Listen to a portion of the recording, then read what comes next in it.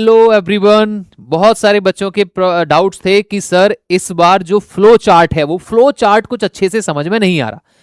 Flow chart का मतलब है इस बार जो रिजर्वेशन मिलेगा बच्चों को उसमें थोड़े से चेंजेस हैं, उसको रिप्रेजेंट किया गया है।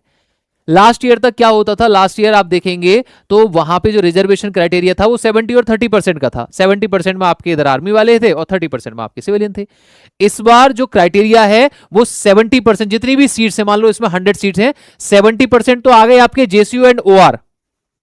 जेसीयू एंड ओआर कैटेगरी आपकी 70% आ गई। अब उसमें जो 30% जो सीट्स बची हैं, इन 30% सीट्स को और ज्यादा और डिवाइड किया गया है। ये 30% सारी सिविलियंस की नहीं है, इन 30% सीट्स में भी 20% सीट्स हैं आपकी आर्मी, एयरफोर्स एंड नेवी में ऑफिसर कैटेगरी के लिए, और इन 30% में 20 इधर आ गया, तो 10% सीट्स आपको किसको मिल रही है? 10% सीट्स हैं आपके सिविलियन वाली कैटेगरी के लिए।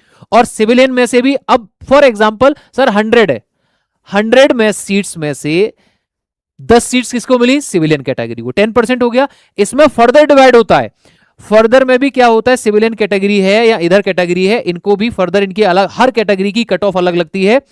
जनरल कैटेगरी को मिलता है आपका 50% जो सीट्स होंगी वो जनरल कैटेगरी की, किसकी 50%? इसकी, ठीक है। ओबीसी कैटेगरी को रिजर्वेशन में सीट्स का मिलेगा आपका 27%, एससी कैटेगरी के लिए है आपका 15% एंड एसटी कैटेगरी के लिए है भैया 7.5%। तो जो फ्लो चार्ट है ना, वो फ्लो चार्ट इस साल का क्या बताता है? इस साल का ये बताता है कि रिजर्वेशन जो क्राइटेरिया है उसमें जो चेंजेस हुए हैं, जो 20 और 10% का कॉन्सेप्ट इस बार लाया गया है, उसके बारे में बताया गया है। सिविलियंस के लिए कितनी है? 10%। तो समझ लो हमें तैयारी किस लेवल से करनी है।